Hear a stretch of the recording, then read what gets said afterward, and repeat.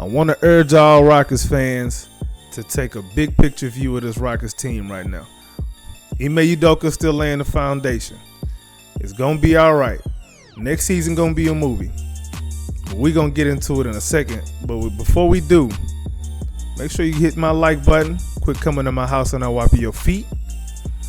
Hit the subscribe button if you're digging the content. And leave a comment down below, good, bad, or indifferent. I want to hear from you. This is your boy AK Infinity. Follow me on Twitter at AKInfinity_VVS. This is the Rockets Propaganda Channel. Let's get into it because we in here. Drop this in the...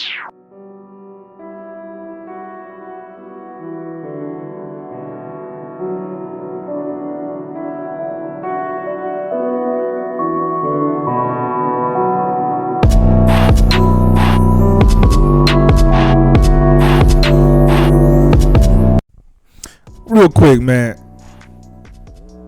I just kind of want to talk about the rebuilding process and take a big picture approach.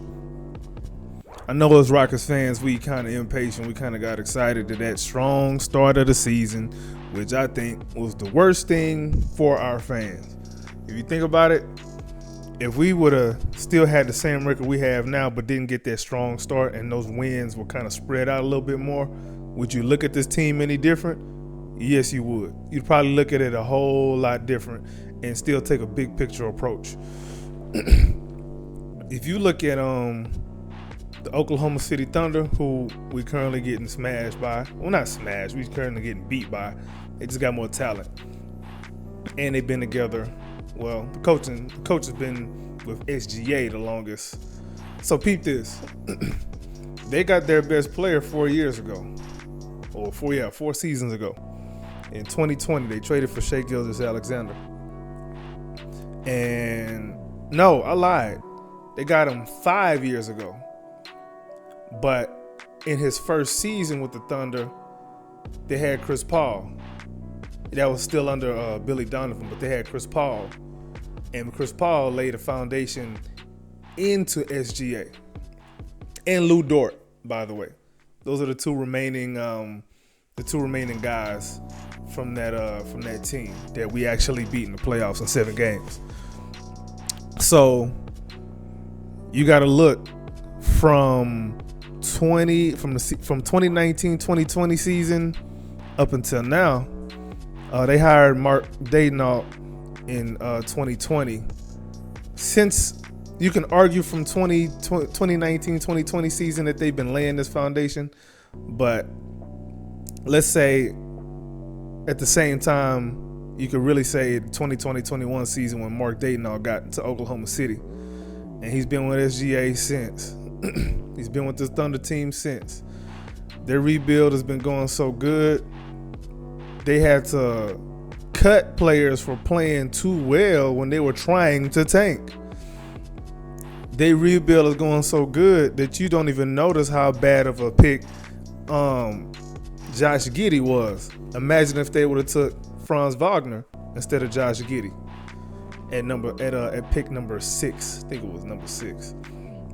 So think about that. All of that up until now, and then really last season is when they kind of started to show signs of being the next good young team. Because last season they were 40-42, and they were in the play-in. They didn't make it to the playoffs, but they made the play-in.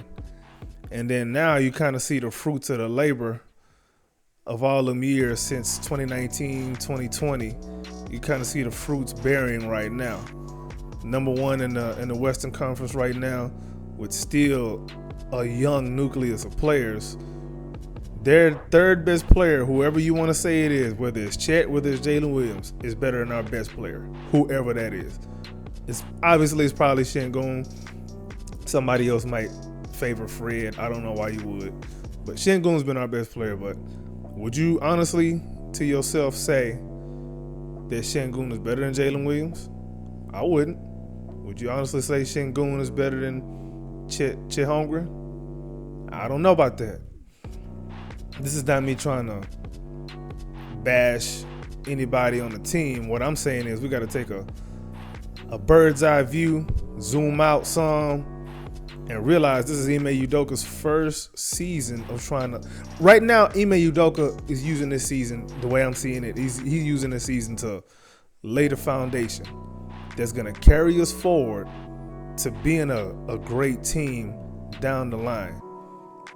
I said this on Twitter, and I don't know what y'all think, but I'm gonna say it here on this episode. This season is the foundation, but next season is gonna be a movie under Ime Udoka. You can tell that these guys are actually taken to the coaching. The effort is there.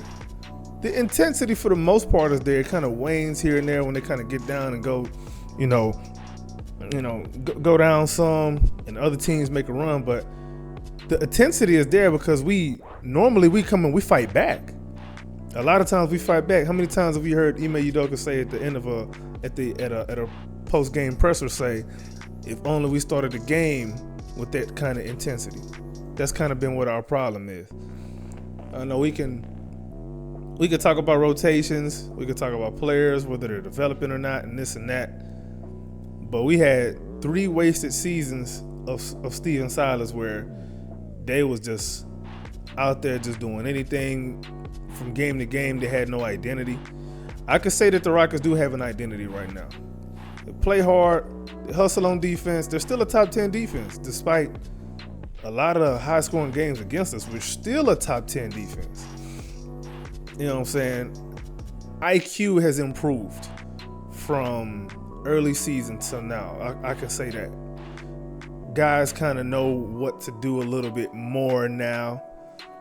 Tari Eason is still out. I know we had some health issues. Even with Dylan Brooks was out too. Dylan and Fred are both back now, kind of looking the same still.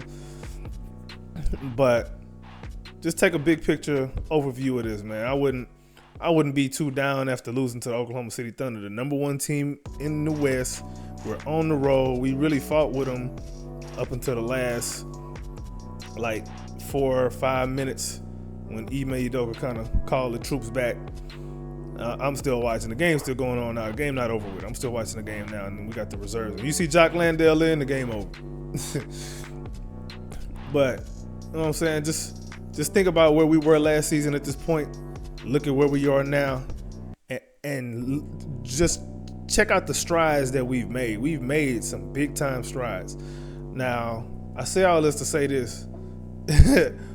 we might not make that play-in this season. It's not looking good. That probably ain't gonna happen. I was thinking we're gonna win 38 games. It's still possible, but highly unlikely. We would have to go on a crazy run. But next season, I believe next season is going to be a movie. There's going to be some moves made in the offseason. I don't know who's going to make the moves. I don't know if Stone going to still be the one making these moves. I wouldn't trust him to make any more moves. If it ain't a contract that he's drawn up, I wouldn't trust him to do nothing, to be honest. That's another thing about OKC. They had the same front office. Sam Presti been there since... He's the one that drafted Russell Westbrook. Russell Westbrook been in the league, 15 seasons now? So Sam Presti he's seasoned. He's a seasoned vet in the front office of the NBA. Well, not the NBA, of the Oklahoma City Thunder. He's a seasoned front office guy. You can trust him to go out there and make some moves. You know, they had a structure in place of how they wanted to develop guys. Look at somebody like Lou Dort, who just couldn't shoot a lick in his first season. Remember when we played the Thunder in the playoffs with when they had Chris Paul, when that 1 year that they had Chris Paul, and the last year that we had the 1 year we had Russell Westbrook too. Lou Dort, we was leaving Lou Dort open to shoot shots the whole series until he wasn't making no shots until the 7th game, the last game of the series. Well, he just kind of went nuts. But look at him from then until now. That man's shooting 40% from 3. If you looked at him then, you wouldn't have thought this man would ever shoot 40% from 3. His highest hope would have probably been like 35%. But, and then also you could look at SGA's growth from then until now. Hell, even SGA back then didn't even look like he was going to turn into anything that looked like what he looked like now. He an MVP candidate now. You couldn't tell me in that playoff series he played like anything resembling a future MVP of the league. You can't tell me that. But I say all that to say, zoom out, take a broad view of everything. I know, you kind of go, Rockets fans kind of go game by game with everything. We win, oh, we're the greatest team ever, we're going to be great. We lose, oh, trade everybody. This is Rockets fans for you. I tell you, I swear to God. Something else, boy. But y'all do that, man. We going to be all right. We're going to be all right. It's going to be, it hurts right now to look at it. But trust me, Ime Udoka's second season with this group, barring any trades, his second season with this group is going to be a movie. I'm saying it right now on the record. So y'all get ready for it. Y'all prepare for it. Y'all let me know down low in the comments what y'all think. Leave a like, comment whatever you want. If it's good, bad, or indifferent. Hell, if you dislike the video, hit the dislike button too. Hit that subscribe button, because if you're still here at this point, then you like the video. I mean, you can BS whoever you want, but you still here listening to me. Now hit that sub button and come back next time. It's been your boy AK Infinity. Follow me on Twitter at AKinfinity_VVS. This is the Rockets Propaganda Channel, and we out.